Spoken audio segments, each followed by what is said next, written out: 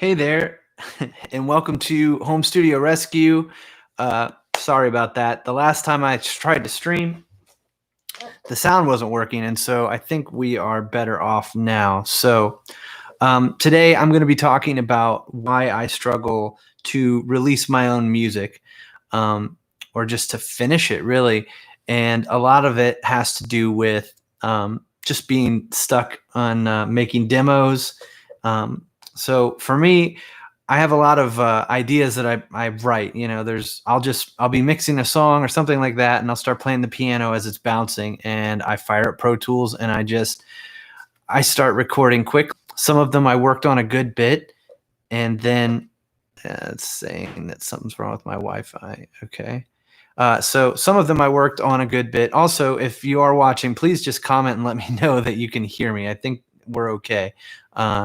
But yeah, I just did a 10-minute video and it had no sound. So anyways, that I'm an audio engineer, so I should be good at this stuff. But so yeah, stuck on demos. I'll make a really cool verse or guitar part or something like that. And I also work with a songwriting partner he's the singer.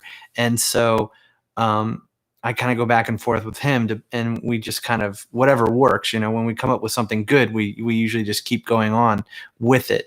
And so for me, I'll maybe write one or two parts and I won't really finish the song. And sometimes we just get stuck in that mode. Like we'll have a really great verse and a really great pre-chorus or bridge. One song that we've been working on, we just end up banging our heads against the wall just because we can't find that next part. And so I get stuck on demos a lot.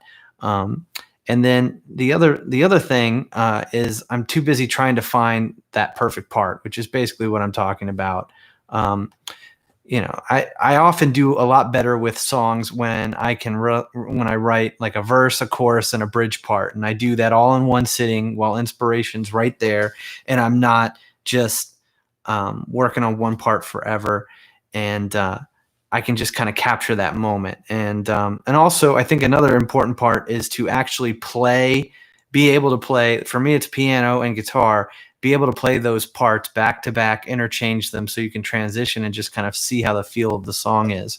The other thing that happens is that I don't treat my personal recordings like I do my clients. Like a lot of times if I'm working with a band, they will be recording, either live as a band or drums, bass, guitar, vocals, percussion, all that stuff, piano, whatever it is.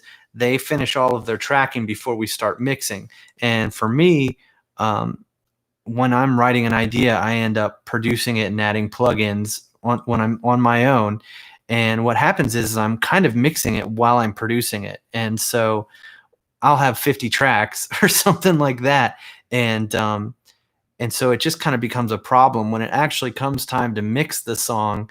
My new solution for that is that I will use the commit function in Pro Tools, and I'll commit to the plugins, the sounds I have, because that's part of the production is those sounds. So I'll commit to that, and then I take the WAV files, I export them out, and then I make a new Pro Tools session and put those WAV files in where the sounds have been bounced down, and that is going to give me a fresh Pro Tools session to really start mixing from the point where we finished recording. And so the other issue for me is that it's got to be perfect, just the actual sounds, the actual performances, all that stuff. I get stuck on those things where really there's a point where it's just kind of like diminishing returns, where you just have to put the music out. You just got to, say enough is enough. For a long time, I was in bands where we would play the same 12 songs for a year and everybody would get bored. We'd lose enthusiasm on those songs. There's always a musician in the band that's like, hey man, we could record that song better. The one that's on our EP we already put out, let's re-record that. And what ends up happening is people lose passion for the project. And really it's like kind of like looking in the rear view mirror. It's like you should be looking forward. You should be just working on new music.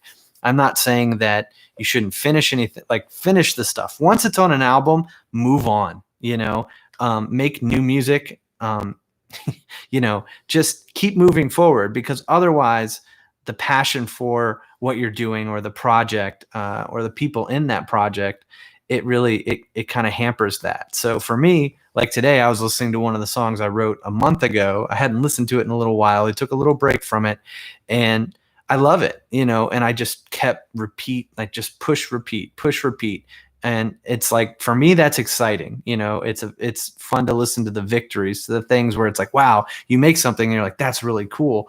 That's inspiring to me.